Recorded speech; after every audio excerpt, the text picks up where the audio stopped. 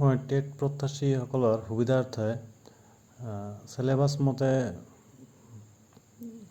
গণিতৰ মই জ্যামিতি ছেকশ্যনটো আৰম্ভ কৰিব খুজিছোঁ।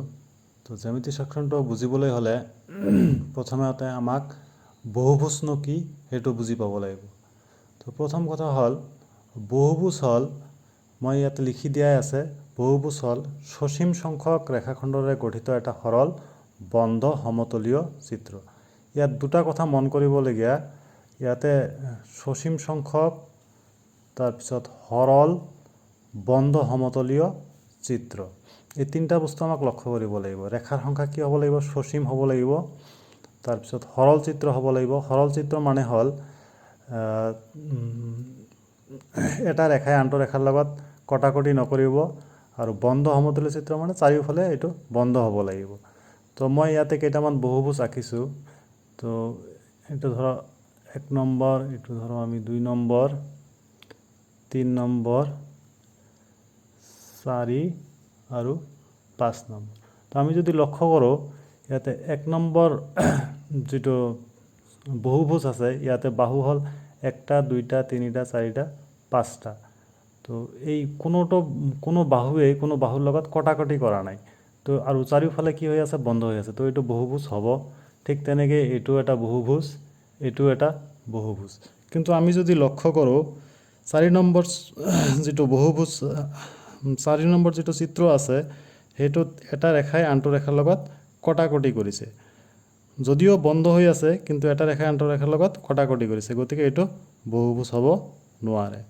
তাৰপিছত 5 নম্বৰ চিত্ৰটোত যদি চাওঁ, যদিও আমি দেখা পাইছোঁ যে কোনো ৰেখাই কোনো ৰেখাৰ লগত কটাকটি কৰা নাই, কিন্তু এইটো বন্ধ হোৱা নাই, তো সেইকাৰণে এইটো বহুভুজ হ'ব নোৱাৰে।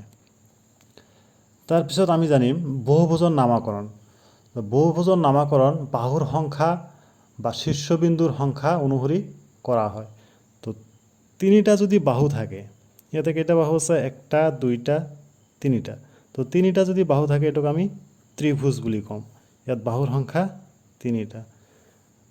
4টা যদি বাহু থাকে, তেন্তে তাক আমি চতুৰ্ভুজ বুলি কওঁ। 5টা থাকিলে পঞ্চভুজ, 6টা থাকিলে ষড়ভুজ, 7টা থাকিলে সপ্তভুজ, এনেকৈ যাই থাকিব।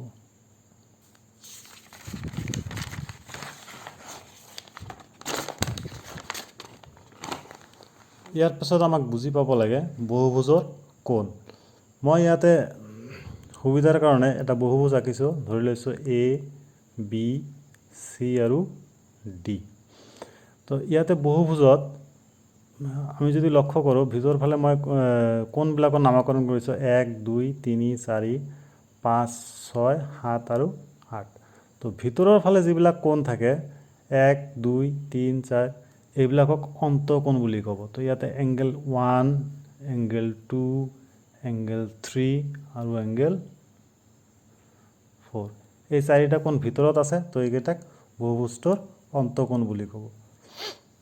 ঠিক সেইদৰে 5 নম্বৰ কোণ, 6, 7 আৰু 8 নম্বৰ কোণটো বহুভুজটোৰ বাহিৰৰ পিনে আছে, সেইকাৰণে এইটোক বহুভুজটোৰ বহিকোণ বুলি ক'ব। তো বহিকোণ হ'ব 5, 6, 7 আৰু 8। ইয়াৰ পিছত আমাক জানিব লাগিব বহুভুজৰ সন্নিহিত বাহু আৰু সন্নিহিত কোণ। তো সন্নিহিত বাহু আৰু সন্নিহিত কোণ, এই বস্তুটো আমাক প্ৰথমতে বুজি পাব লাগে। তো সন্নিহিত বাহু মানে হ'ল যে যদি দুটা বাহুৰ এটা উমৈতীয়া বিন্দু থাকে। উমৈতীয়া মানে হ'ল দুয়োটা বাহুতে থাকিব। তো উদাহৰণ হিচাপে মই ধৰি লৈছোঁ, ইয়াতে AB বাহু আছে আৰু AF এটা বাহু আছে। AB বাহুটোত A বিন্দুটো আছে, ঠিক তেনেকৈ AF বাহুটোত A বিন্দুটো আছে। তো A বিন্দুটো হ'ল উমৈতীয়া বিন্দু। কাৰ কাৰ উমৈতীয়া বিন্দু? AB আৰু AF ৰেখাৰ। গতিকে AB আৰু AF হ'ব সন্নিহিত বাহু। AB আৰু AF হ'ব সন্নিহিত বাহু, কিয়নো এই দুটা বাহুৰ এটা উমৈতীয়া বিন্দু আছে। ঠিক তেনেকৈ AB আৰু BCও কি হ'ব? উমৈতীয়া বাহু, কাৰণ BCত B আছে, আকৌ ABত B বিন্দুটো আছে। তো AB আৰু BC উমৈতীয়া বাহুৰ উমৈতীয়া বিন্দুটো হ'ল বি, সেইকাৰণে এই দুটা সন্নিহিত বাহু। এনেকৈ যদি দুটা বাহুৰ এটা সাধাৰণ বিন্দু থাকে, অৰ্থাৎ এটা উমৈতীয়া বিন্দু থাকে, সেইবোৰক সন্নিহিত বাহু বুলি কওঁ।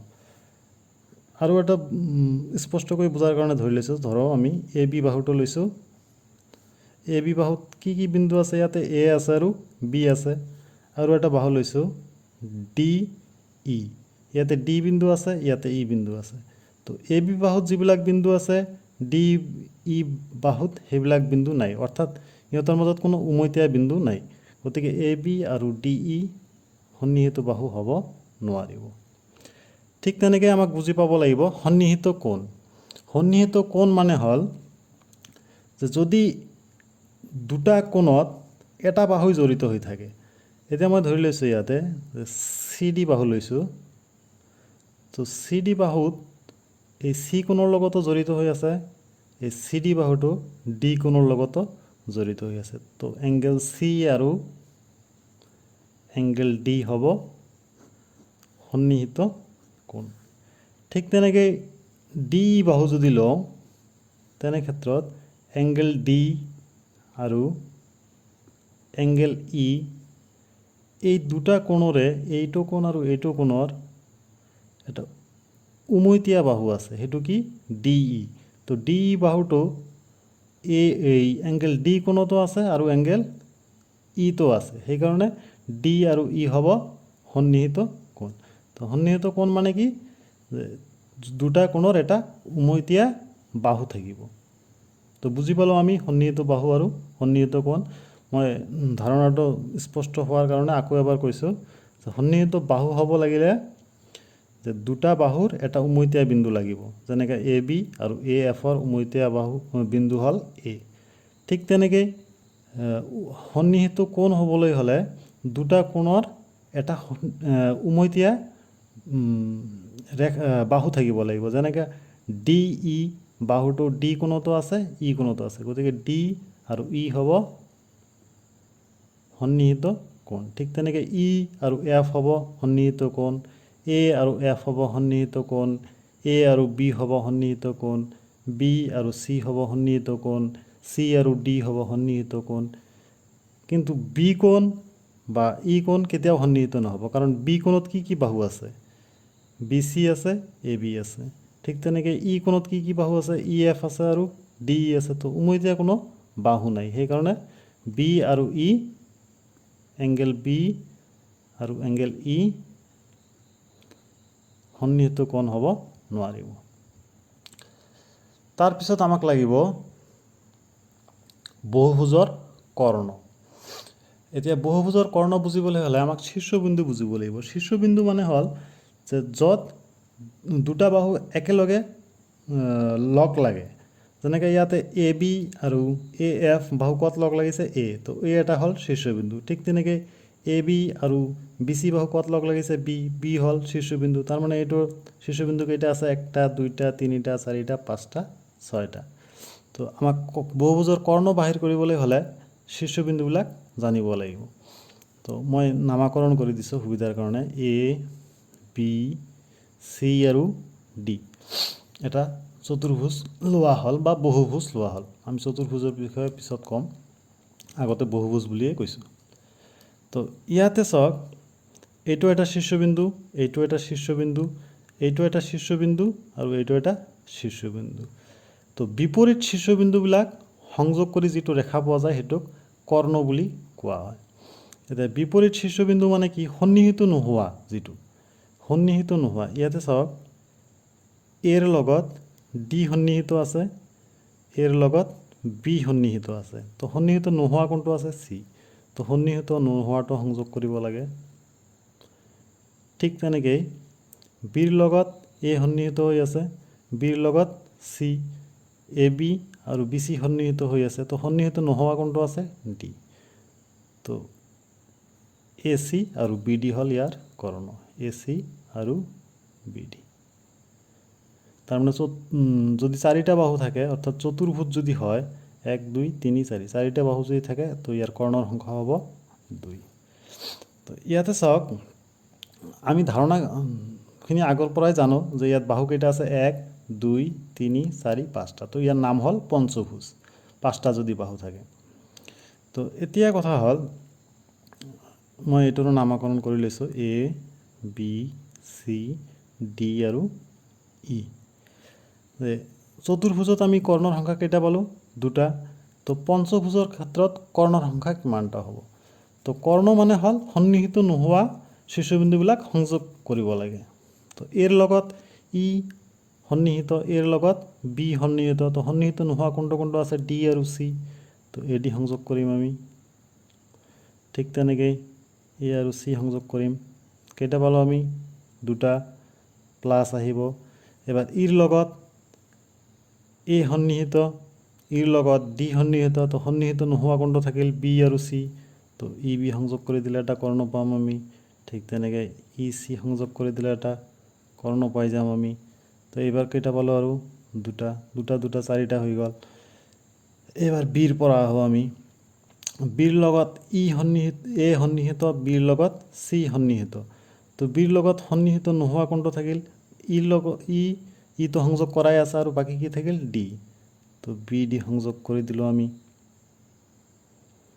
তো কেইটা পালো নতুনকৈ আৰু এটা পালো এবাৰ আহো চি লৈকে তো চিৰ সন্নিহিত নোহোৱা কোনটো আছে ই আৰু এ ইৰ লগতো সংযোগ আছে এৰ লগতো সংযোগ আছে তো কৰাৰ দৰকাৰ নাই এবাৰ আহো ডিৰ সন্নিহিত নোহোৱা কোনটো আছে বি আৰু এৰ লগতো সংযোগ কৰা আছে ডিৰ লগতো সংযোগ কৰা আছে তো মুঠ কেইটা কৰ্ণ পাইছোঁ আমি 2 2 4 আৰু 1 5টা তাৰমানে পঞ্চভুজ হ'লে ইয়াৰ কৰ্ণৰ সংখ্যা সদায় হ'ব 5টা তো ঠিক তেনেকৈ এবাৰ ষড়ভুজ লওঁ তো ইয়াত 6টা বাহু আছে নামকৰণ কৰি লৈছোঁ A B C D E আৰু এফ তো পৰীক্ষাত আহিব পাৰে হয়তো যে ষড়ভুজত কৰ্ণৰ সংখ্যা কিমান তো আমি কেনেকৈ ওলাম সন্নিহিত নোহোৱা বাহুকেইটা শীৰ্ষবিন্দুকেইটা সংযোগ কৰিব লাগে তো এৰ লগত এফ সন্নিহিত এৰ লগত বি সন্নিহিত তো সন্নিহিত নোহোৱা কোনটো থাকিল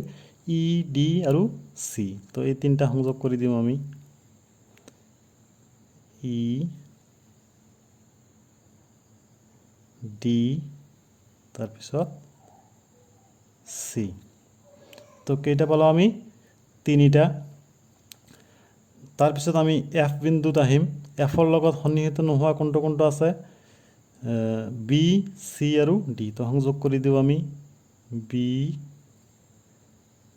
চি তাৰপিছত আহিব ডি তো ইয়াতো কেইটা পালো আমি তিনিটা পালো তাৰপিছত ইত আহিম ইৰ লগত সন্নিহিত নোহোৱা কোনটো আছে চি বি এৰ লগত সংযোগ কৰাই আছে তো আমি এতিয়া বিৰ লগত সংযোগ কৰাই দিম আৰু চিৰ লগত সংযোগ কৰাই দিম তো কেইটা পালো আৰু নতুনকৈ দুটা প্লাছ এবাৰ আমি ডিত আহিম তো ডিৰ লগত সন্নিহিত নোহোৱা কোনটো আছে এফ এ বি এফৰ লগত সংযোগ আছে এৰ লগত সংযোগ আছে তো বাকী থাকিল খালি বিৰ লগত আমি সংযোগ কৰাই দিলোঁ একটা পালোঁ এতিয়া আহিম চিত তো চিৰ লগত সন্নিহিত নোহোৱা কোনটো আছে এ এফ আৰু ই চি ই সংযোগ আছে চি এফ আছে চি এও আছে তো ইয়াতে নাই নতুনকৈ এবাৰ আহিম বিৰ লগত সন্নিহিত নোহোৱা কোনটো আছে ডি ই এফ তো বিৰ লগত ডিৰ সংযোগ আছে বিৰ লগত ইৰ সংযোগ আছে বিৰ লগত এফ সংযোগ আছে তো ইয়াতো নাই তো মুঠতে কেইটা হৈ গ'ল 3 + 3 6 6 + 2 8 + 1 9 তো ষড়ভুজ হ'লে কৰ্ণৰ সংখ্যা কিমানটা হ'ব 9টা এনেকৈ আমি সপ্তভুজ অষ্টভুজ নৱভুজ দশভুজ এইবিলাকৰ কৰ্ণৰ সংখ্যা আমি সহজতে ওলাব পাৰিম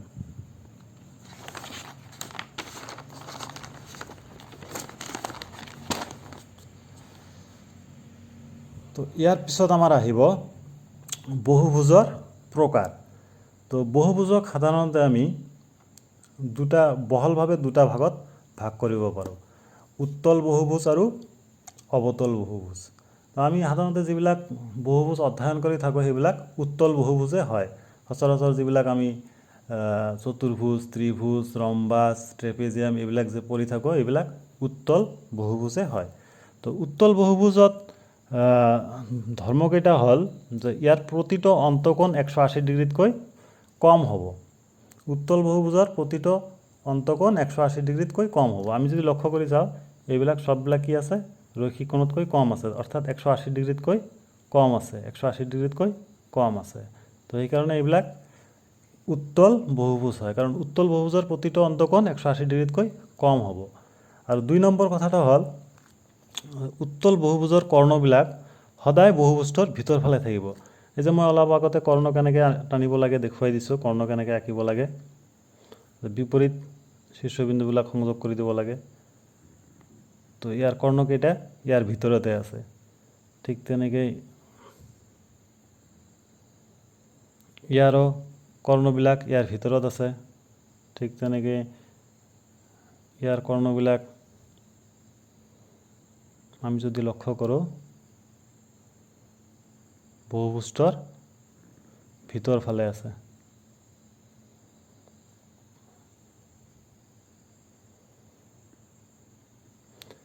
এবাৰ হ'ল ত্ৰিভুজৰ ক্ষেত্ৰত। ত্ৰিভুজৰ কৰ্ণৰ সংখ্যা কিমানটা? ত্ৰিভুজটো এটা বহুভুজ হয়, ত্ৰিভুজৰ কৰ্ণৰ সংখ্যা 0, এইটো মনত ৰাখিব লাগিব। ত্ৰিভুজত কৰ্ণৰ সংখ্যা 0। কাৰণ কি? কৰ্ণ পাবলৈ হ'লে কি লাগে আমাক? বিপৰীত শীৰ্ষবিন্দু সংযোগ কৰিব লাগে। তো আমি যদি বি বাহুটো লওঁ, বিৰ লগত সন্নিহিত এ আছে, বিৰ লগত সন্নিহিত চি আছে, কিন্তু বিৰ কোনো বিপৰীত শীৰ্ষবিন্দু নাই, তো সংযোগ কৰিব নোৱাৰি আমি।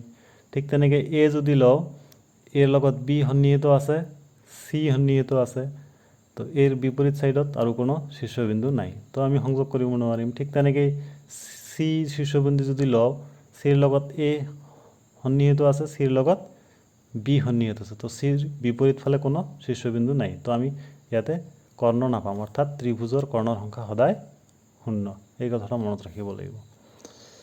এইবাৰ আমি আহিম অৱতল বহুভুজ। অৱতল বহুভুজৰ মই কেইটামান ছবি আঁকিছোঁ, ইয়াতে এটা, ইয়াতে এটা, ইয়াতে এটা। আমি যদি লক্ষ্য কৰোঁ যে ইয়াতে কি আছে, অৱতল বহুভুজৰ ধৰ্মকেইটা কি কি?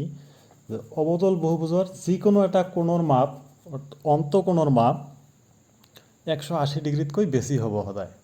ইয়াতে চাওঁ যদি আমি লক্ষ্য কৰোঁ, অন্তকোণ মই অলপ আগতে কৈছোঁ, অন্তকোণ মানে ভিতৰৰ ফালৰ কোণ, এইটো কোণ এটা, এইটো এটা অন্তকোণ, এইটো এটা অন্তকোণ, আৰু এইটো এটা অন্তকোণ। এই কোণটো যদি চাওঁ আমি সৰল কোণতকৈ বেছি হৈ আছে, অৰ্থাৎ সৰল কোণ কিমান? 180, তো এইটো 180তকৈ অবভিয়াছলি বেছি আছে, তো এইটো 180তকৈ বেছি হৈ আছে, সেইকাৰণে এইটো কি বুলি ক'ম আমি? অৱতল বহুভুজ। তাৰমানে অৱতল বহুভুজত যিকোনো এটা অন্তকোণৰ মান 180তকৈ বেছি থাকিবই। ঠিক তেনেকৈ মই ইয়াতে এটা অৱতল বহুভুজ আঁকিছোঁ, ইয়াৰ অন্তকোণ এইটো এটা, এইটো এটা, এইটো এটা, আৰু এইটো এটা, আৰু এইটো এটা। এই যিটো কোণ এইটো কি 180তকৈ বেছি হৈ আছে, তো এইটো এটা অৱতল বহুভুজ। ঠিক তেনেকৈ এইটো এটা অন্তকোণ, এইটো এটা অন্তকোণ, এইটো এটা অন্তকোণ, এইটো এটা অন্তকোণ, এইটো এটা অন্তকোণ, আৰু এইটো এটা অন্তকোণ। এই অন্তকোণটোৰ মান 180তকৈ বেছি আছে, গতিকে এইটো এটা অৱতল বহুভুজ। কাৰণ অৱতল বহুভুজৰ যিকোনো এটা অন্তকোণৰ মান 180 ডিগ্ৰীতকৈ বেছি হ'বই। আৰু 2 নম্বৰ ধৰ্মটো হ'ল যে অৱতল বহুভুজত যিকোনো এটা কৰ্ণ বাহিৰ ফালে থাকিব, বাহিৰৰ ফালে থাকিব।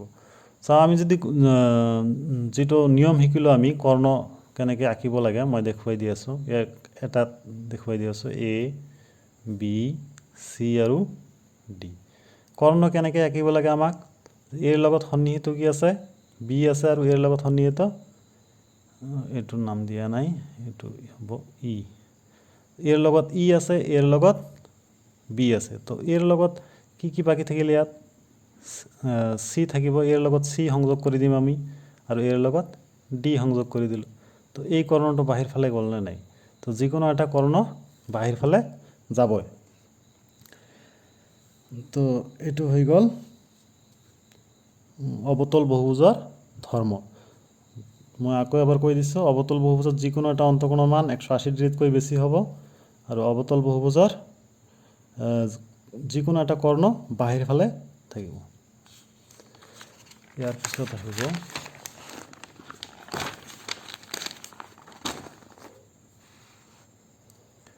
বিষমবাহু বহুভুজ।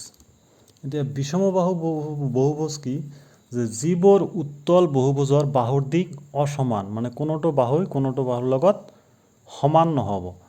তো মই উদাহৰণ হিচাপে ইয়াতে এ বি চি আৰু ডি লৈছোঁ। তো এ বিৰ যিটো দিশ, বি চিৰ দিশ, চি ডিৰ দিশ আৰু এ ডিৰ যিটো দিশ সকলোকেইটা বেলেগ বেলেগ। তো এনেকৈ যদি যিবিলাক উত্তল বহুভুজ পাম আমি, সেইটোক ক'ব বিষমবাহু বহুভুজ। তাৰমানে কোনোটোৰ লগত সমান নহয়। এ বি যদি 5 হয়, এইটো আমি 6 ল'ম, এইটো ধৰক 7 ল'ম আৰু এইটো 4।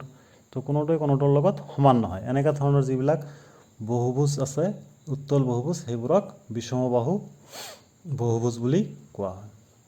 ইয়াৰ পিছত আহিব সুষম বহুভুজ। এইটো ইম্পৰ্টেণ্ট, ইয়াৰ পৰা পৰীক্ষাত অহাৰ চান্স আছে।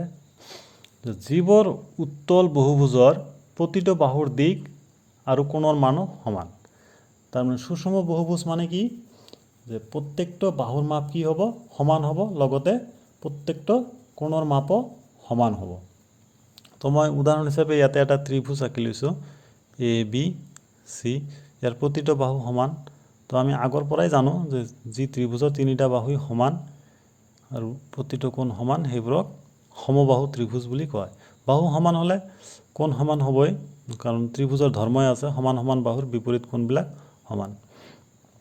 তো প্ৰত্যেকটো বাহু যদি সমান হয়, প্ৰত্যেকটো কোণ কিমান হ'ব, 60 ডিগ্ৰীকৈ হ'ব। কাৰণ তিনিটা কোণে সমান হ'লে 60 ডিগ্ৰীকৈ হ'লে কিমান হ'ব, 180 ডিগ্ৰী। কাৰণ আমি জানো ত্ৰিভুজৰ তিনিটা অন্তঃকোণৰ যোগ কিমান, 180 ডিগ্ৰী।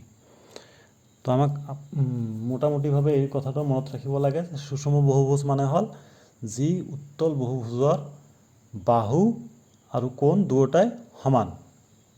আৰু বিষমবাহু বহুভুজ হ'ল যিবোৰ উত্তল বহুভুজৰ বাহুৰ দিশবিলাক অসমান। তাৰপিছত আমাক জানিব লাগিব বহুভুজৰ অন্তঃকোণৰ সমষ্টি। তো বহুভুজৰ অন্তঃকোণৰ সমষ্টিৰ এইটো ডাইৰেক্ট ফৰ্মুলাটো মই লিখি দিছোঁ। ইয়াৰ পিছত আমি ডিটেইলছ আলোচনা কৰিম নেক্সট ক্লাছত।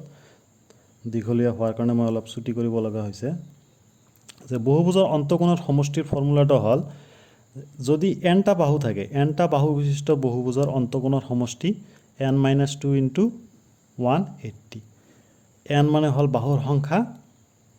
তো বাহুৰ সংখ্যা -2 × 180 ডিগ্ৰীৰ লগত পূৰণ কৰি দিলে আমি বহুভুজৰ অন্তঃকোণৰ সমষ্টি পাম। মই ইয়াত বুজি পোৱাৰ কাৰণে এটা এক্সাম্পল লৈছোঁ, যে এনেকুৱা ধৰণৰ পৰীক্ষাটো আহিব পাৰে হয়তো, যে 12টা বাহু সম্পন্ন এটা সুষম বহুভুজৰ অন্তঃকোণৰ সমষ্টি কিমান। তো এইটো সলভ কেনেকৈ কৰিম আমি। তো আমাৰ যিটো ফৰ্মুলাত আছে, এইটো ফৰ্মুলাত এন মানে হ'ল বাহুৰ সংখ্যা। তো আমাৰ এই কুৱেশ্যনটোত বাহুৰ সংখ্যা কিমানটা দিয়া আছে, 12। দেট মিনছ হেয়াৰ বা ইয়াত n = 12। তো আমাক কুৱেশ্যনত কি সুধিছে এইবাৰ, যে 12টা বাহু সম্পন্ন এটা সুষম বহুভুজৰ অন্তঃকোণৰ সমষ্টি কিমান। তো অন্তঃকোণৰ সমষ্টিৰ ফৰ্মুলা আমি কি পালোঁ, n-2 × 180। তো আমি এই ফৰ্মুলাটো যদি ইউজ কৰোঁ, n-2 × 180, তো এনৰ মান হ'ল ইয়াত 12 - 2 × 180, তো 12 - 2 10 × 180 ডিগ্ৰী। তো 1 আৰু 18 মাল্টিপ্লাই কৰিলে 18, 0 আছে, 0 আছে, দুটা 0 ডিগ্ৰী। তো আমাৰ এনচাৰটো কিমান আহি গ'ল, 1800 ডিগ্ৰী। যদি 12টা বাহু থাকে, সেইটো বহুভুজৰ অন্তঃকোণৰ সমষ্টি কিমান হ'ব, 1800 ডিগ্ৰী। তো আজি আৰু বেছি দীঘলীয়া নকৰোঁ, ইয়াৰ পিছত মই ক্লাছবিলাক কণ্টিনিউ কৰি যাম। আপোনালোকে চালে নিশ্চয় উপকৃত হ'ব। Thank U.